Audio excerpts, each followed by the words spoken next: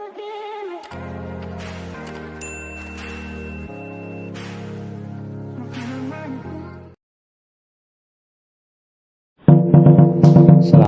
warahmatullahi wabarakatuh.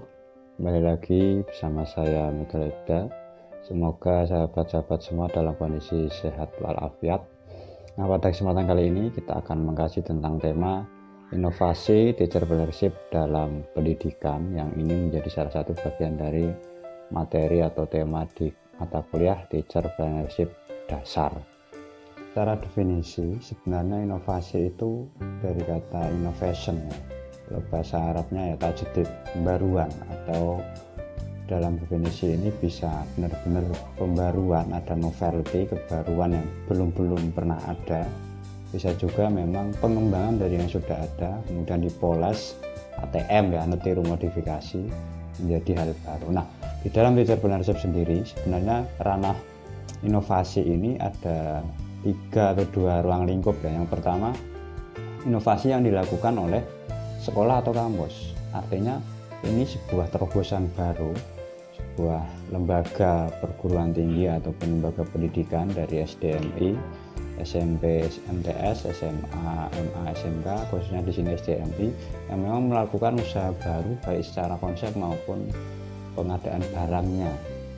Nah, ini yang pertama atau kedua. Nah, sedangkan yang ketiga, inovasi yang dilakukan oleh teacher itu sendiri atau guru itu sendiri, artinya seorang guru itu selain bekerja di institusi juga bisa melakukan praktik wirausaha atau entrepreneurship sendiri, baik nanti dilakukan secara personal maupun berkelompok, baik bergerak di bidang jasa maupun bergerak di bidang produksi barang, yang ini sebenarnya bisa dilakukan di dalam rumah, apalagi era pandemi seperti ini ya.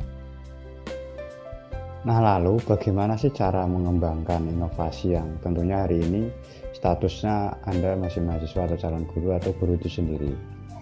Nah, yang pertama tentu melakukan peningkatan kemampuan komparatif yang ada dalam skill Anda pribadi. Artinya baik calon guru atau guru itu sendiri memang harus membekali diri dengan mendalami mata kuliah ataupun ilmu-ilmu tentang wirausaha itu sendiri, karena inovasi tanpa ada materi ataupun ilmunya, logosnya, saya kira tidak bisa dengan maksimal ya. Nah, yang kedua dilakukan dalam lapangan, artinya inovasi ini tidak hanya secara teori tapi melakukan peluang bisnis di dalam pendidikan maupun di luar pendidikan dengan melakukan kinerja ataupun wirausaha. Nah, ini 2 model inovasi ya. Nah, langkah-langkahnya sendiri sudah kita lakukan ya. Pertama, mulai dari melakukan perubahan reorientasi kurikulum dari KKN SNPT, kemudian profil lulusan kita ada teacherpreneurship, kemudian ada mata kuliah teacherpreneurship dasar, teacherpreneurship lanjutan, ada strategi bisnis pendidikan, ada juga KKL, dan juga tentang praktik bisnis yang itu nanti dicapai di mata kuliah teacherpreneurship lanjutan. Jadi itu kira-kira arah inovasi yang sudah dilakukan oleh perguruan tinggi, sedangkan yang di wilayah guru ataupun Anda sendiri bisa dikembangkan di luar perguruan tinggi, karena wilayahnya Anda hari ini masih di dalam konteks pendidikan atau perguruan tinggi. Jadi itu untuk model inovasi yang bisa dilakukan.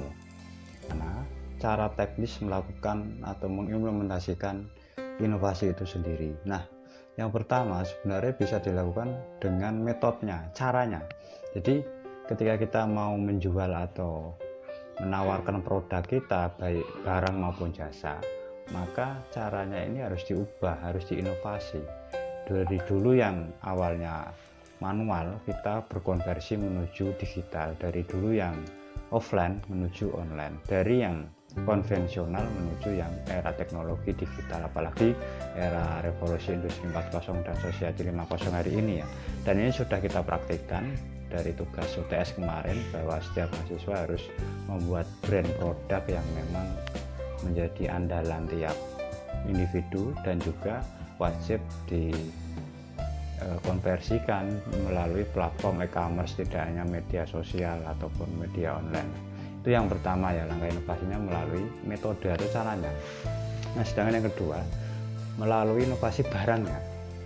Meskipun barangnya tetap, tapi nanti wadahnya harus berbeda. Misalnya kalau dulu jual buku itu hanya buku cetak ya, tapi sekarang bisa menjual melalui e-book. Kita harus menguasai platform seperti Google Book, Google Play, Amazon dan sebagainya yang memang platformnya untuk menjual barang yang harus elektronik.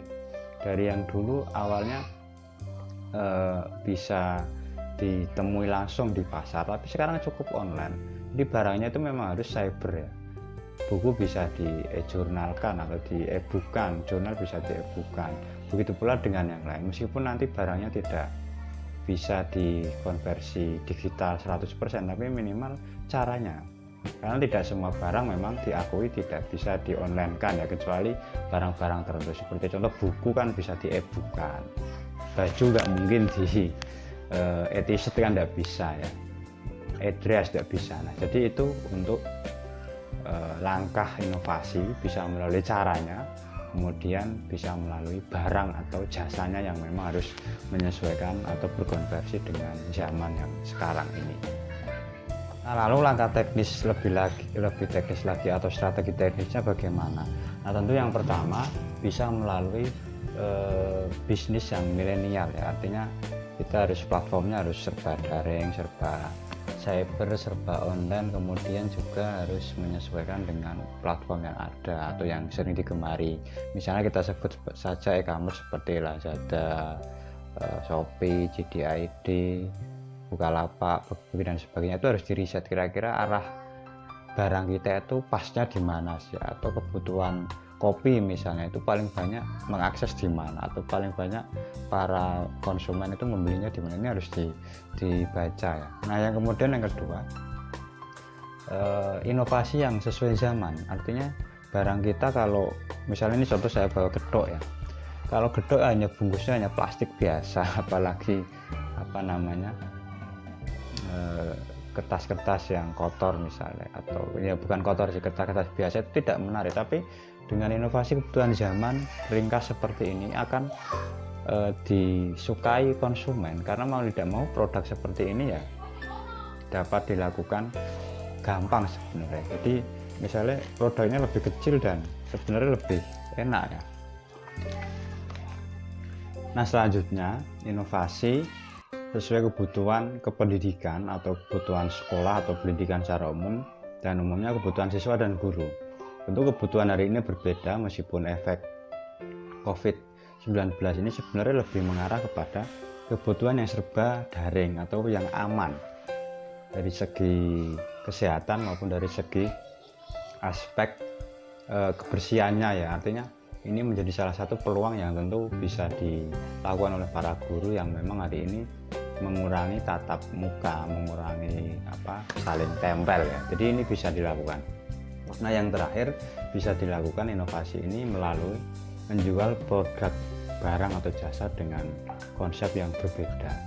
Artinya kalau kita ada gedok yang memang sudah ada namanya gedok geger, bisa kita membuat dengan brand yang lain. Nah tentu ini bisa dilakukan oleh para sahabat-sahabat semua, tentunya di dalam konsep ini barang dan jasa yang memang dalam konteks pendidikan. Nah jadi itu sekelumit tentang langkah teknisnya. Tentu ini akan berkembang dan setiap daerah berbeda, setiap sekolah atau setiap kabupaten kota berbeda, setiap tipe dari masyarakat tertentu juga berbeda. Maka inovasi ini saya tidak membatasi, ini hanya contoh saja, nanti bisa dikembangkan sendiri, karena mau tidak mau nanti yang namanya orang yang dapat bertahan itu ya orang yang tetap berinovasi dan berkreasi.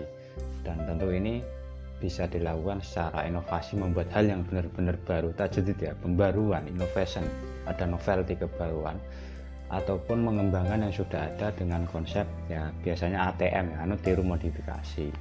Jadi itu misalnya dalam pembelajaran dulu ada namanya PAIKEM ya, pembelajaran aktif, kreatif, inovatif, menyenangkan. Kemudian dikembangkan PAIKEM Gembrot dan sebagainya. Itu contoh saja dalam pembelajaran.